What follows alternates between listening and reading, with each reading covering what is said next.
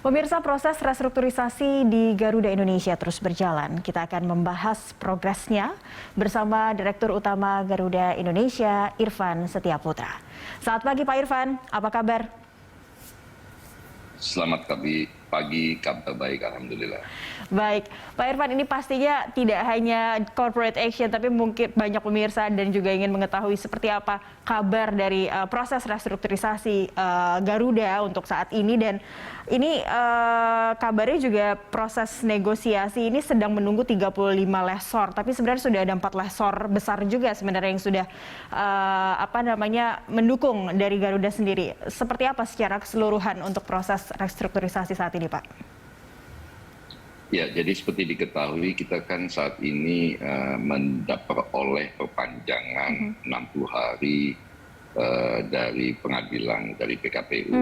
Nah, ini perpanjangan ini memang disebabkan oleh faktor utamanya pengajuan baik itu dari Garuda maupun dari beberapa kreditor karena belum selesainya proses verifikasi tagihan. Kebetulan tagihannya banyak dan cukup kompleks, jadi dibutuhkan waktu yang lebih lama. Di samping itu juga ada hal yang kita juga terus-menerus lakukan dari saat PKPU ini dimulai, yaitu negosiasi dengan para kreditor, khususnya beberapa kreditor besar. Jadi saya ingin menginformasikan sebagai bagian dari keterbukaan informasi bahwa memang kita sudah sepakat untuk memberikan pembayaran atau recovery 100% kepada mereka yang tagihannya jumlahnya significantly dibandingkan yang lainnya kecil lah ya. Dan baik, ada skala prioritas begitu ya Pak ya?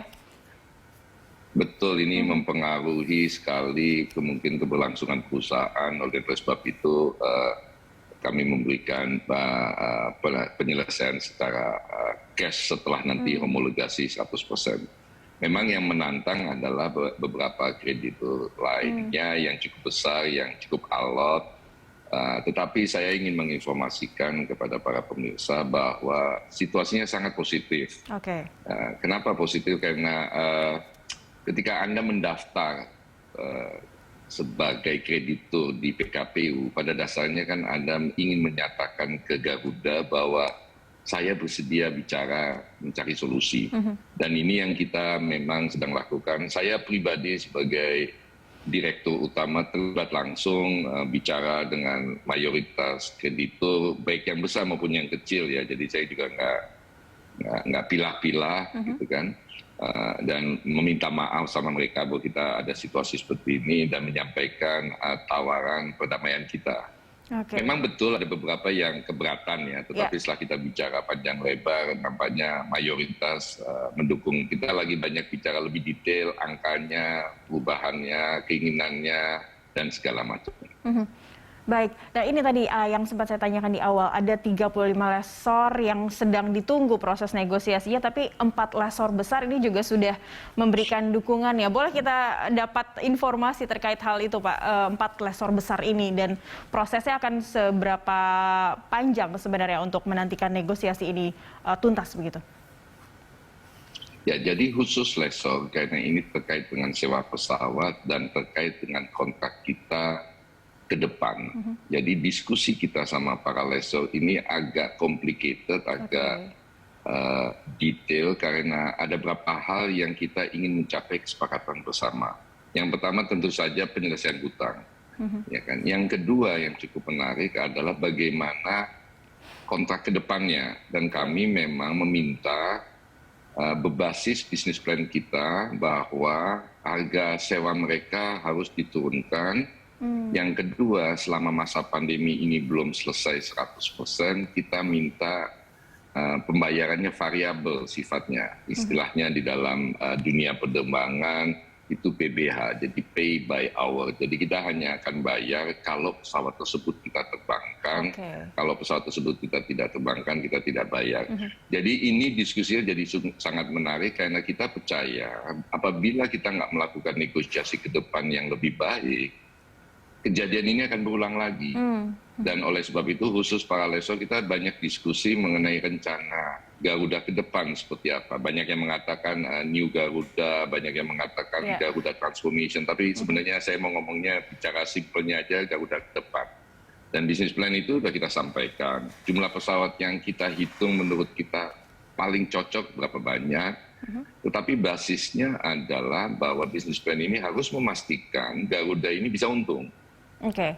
Ya kan? Karena nggak ada gunanya juga kita menyelesaikan proses restrukturisasi ini, tapi kita nggak punya confidence yang cukup untuk kedepannya bahwa kita bisa untung atau tidak. Apalagi dalam kondisi yang sangat menantang seperti ini. Jadi memang yang lagi banyak diskusinya itu lebih banyak soal Garuda ini pada waktu bikin bisnis plan-nya nggak agresif gitu kan. Kok nggak terbang ke sini gitu ya. Ya kami berkatakan memang kalau dalam kondisi normal kami bisa menyatakan itu.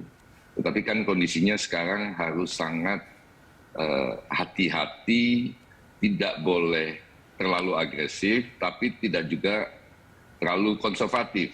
Gitu.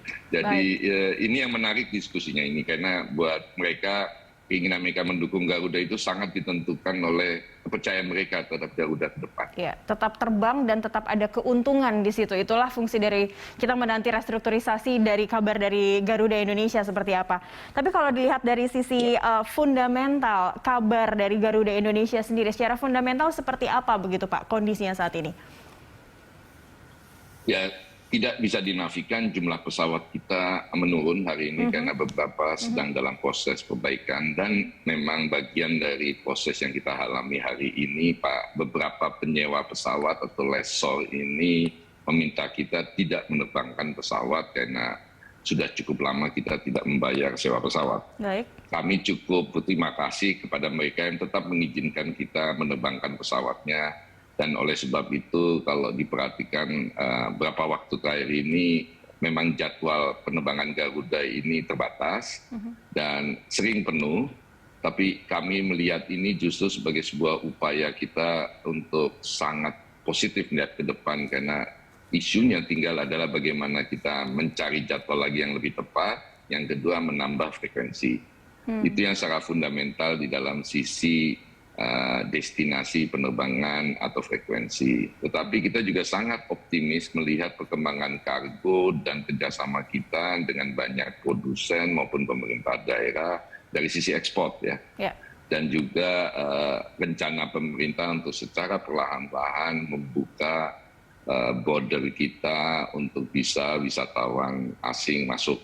Melihat perkembangan ini tentu saja kami sangat optimis, walaupun kita tidak bisa menafikan situasi Omikron hari ini yang meningkat dari waktu ke waktu. Betul, dan PPKM juga naik level begitu, dan banyak informasi juga terkait pembatasan-pembatasan penerbangan juga saat ini khususnya dari bandara juga begitu ya Pak ya. Baik, kita akan jeda terlebih dahulu Pak Irfan, kita akan masih membahas seperti apa prospek dari dan progresnya yang pasti dari restrukturisasi Garuda di segmen berikutnya. Pemirsa tetaplah bersama kami, Dialog Corporate Action akan kembali sesaat lagi. Kembali lagi di Dialog Corporate Action, pemirsa, masih bersama Direktur Utama Garuda Indonesia, Irfan Setiaputra. Pak Irfan, terima kasih masih bersama kami. Pak Irfan, terkait kalau kita melihat tadi PKPU ini juga diperpanjang sampai Maret, kira-kira benefit yang didapatkan oleh Garuda, baik investor juga ataupun stakeholder, menunggu masa sampai Maret ini ada apa saja begitu Pak yang bisa dinantikan oleh Garuda sendiri? Ya, yang pertama tentu saja dengan PKPU diperpanjang ini harapannya hasilnya akan jauh lebih bagus dan jauh lebih menguntungkan kepada semua pihak. Tapi yang juga dari awal kita selalu sampaikan kepada publik adalah walaupun kita dalam proses PKPU, semua partner kita juga tetap mendukung kita selama proses PKPU ini untuk tetap beroperasi secara optimal. Jadi kita tetap mengoperasikan, kita tetap mengutamakan safety sambil terus-menerus memperbaiki layanan kita yang memang sudah dikenal cukup prima gitu kan. Tapi kita juga lagi melakukan banyak hal di dalam organisasi ini untuk melakukan perbaikan-perbaikan dalam upaya kita mendukung bisnis plan atau rencana Garuda ke depannya. Contohnya mengenai soal kargo, penambahan rute-rute khususnya ekspor ya. Saya ingin sampaikan kepada publik bahwa buat kami ini membawa kargo itu satu hal, tapi jauh lebih penting lagi adalah bahwa Garuda ini berpartisipasi sangat aktif untuk ekspor, khususnya ekspor UMKM. Kenapa? Karena kita ingin berpartisipasi aktif dalam berkaitan recovery ekonomi juga, gitu kan.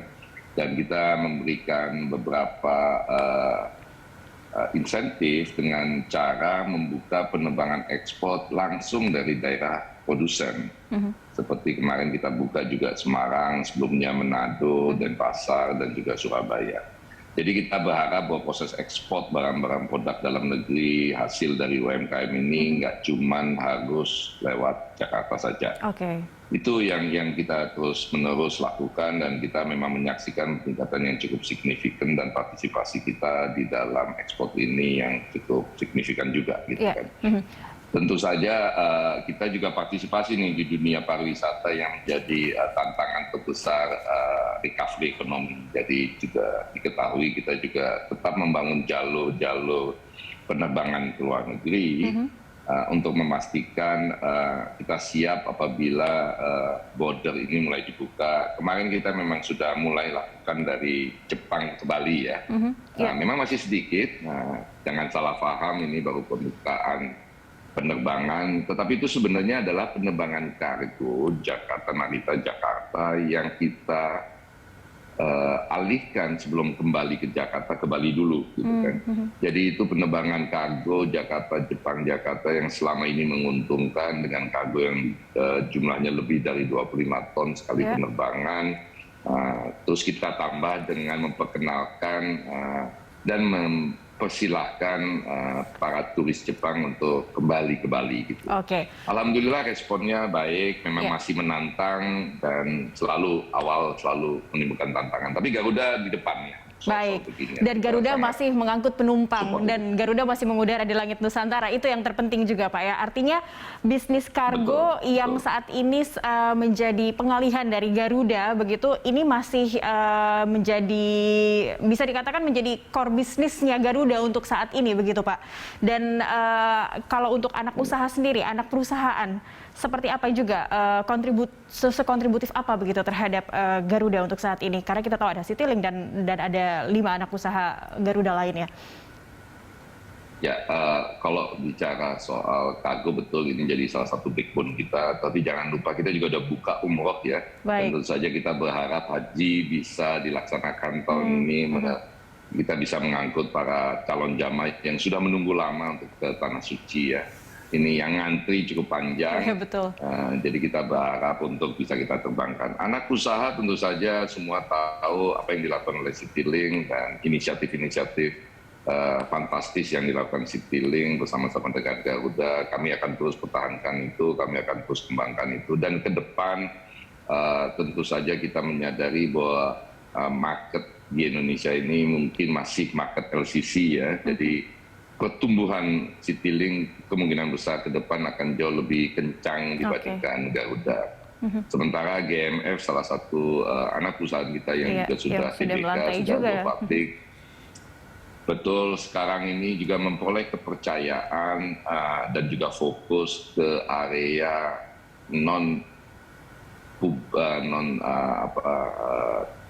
public transportation, yaitu kita masuk ke ranah pertahanan. Dan kemarin kami mendapat kehormatan dikunjungi oleh Pak Menhan, dan beliau sangat support sekali, dan beliau malah menyatakan bahwa sebaiknya seluruh pekerjaan sejenis bila bisa dilakukan oleh GMF, kenapa mesti keluar negeri gitu. Jadi ini kami sambut dengan sangat semangat. Saya sampaikan sama beliau, GMF ini sebuah perusahaan yang isinya banyak sekali engineer terbaik di Indonesia, sebaiknya memang dimaksimalkan. Jadi kita melihat ke depan sangat positif, namun demikian kita juga harus sangat berhati-hati menyingkapi situasi kesehatan, dan kami sangat sepakat dengan pemerintah, sangat mendukung bahwa yang paling penting nomor satu sekarang adalah kita jaga kesehatan kita, baik. masyarakat dan kita tingkatkan. Ya, dan apa yang Anda katakan ini, Anda jabarkan ini salah satu bentuk bahwa Garuda Indonesia masih tetap survive begitu.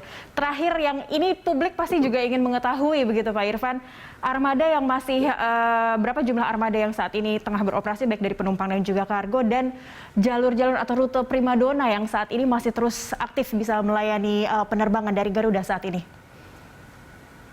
Ya, total jumlah pesawat yang aktif per hari itu di kisaran 37-38. Sesekali kita bisa menerbangkan 40 pesawat ya. Jadi itu seperti disampaikan tadi, untuk menangani penerbangan reguler maupun kargo maupun charter ya. Karena sekarang ini banyak sekali penerbangan charter. Kalau ditanya rute-rute domestik populer ya tentu saja semua juga mengetahui Jakarta Bali salah satu yang paling populer, selalu penuh, selalu sering telepon saya nggak dapat tempat duduk ya.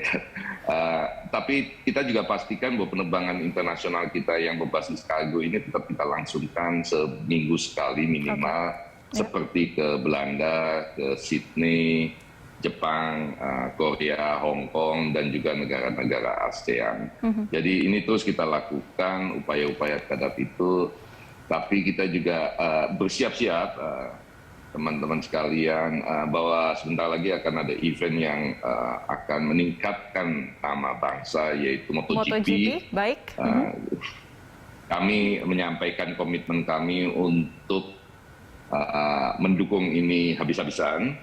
Ya kan, dan kami mungkin preliminary ini ya mau menyampaikan maaf kepada para calon penumpang di sekitaran tanggal-tanggal MotoGP ini, mungkin frekuensi ke beberapa tempat kita kurangin untuk kita memfokuskan membawa calon penonton MotoGP sehingga kita bisa mendukung makin banyak masyarakat, terutama masyarakat Indonesia, bisa menyaksikan, mendukung, dan memperoleh experience yang menarik dengan menonton MotoGP.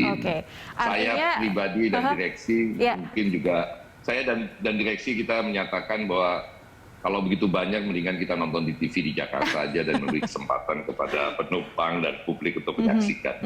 Jadi jangan menyerobot jatah publik ya. Baik, yang sudah beli tiket pre-order atau preliminary yang sudah lebih dulu begitu ya Pak ya. Artinya ini rute Jakarta Lombok Praya akan lebih intens begitu, akan lebih padat untuk hingga ke Maret ke depan untuk MotoGP, atau seperti apa pelayanannya kalau memang ini membuktikan Garuda berkontribusi terhadap MotoGP nantinya?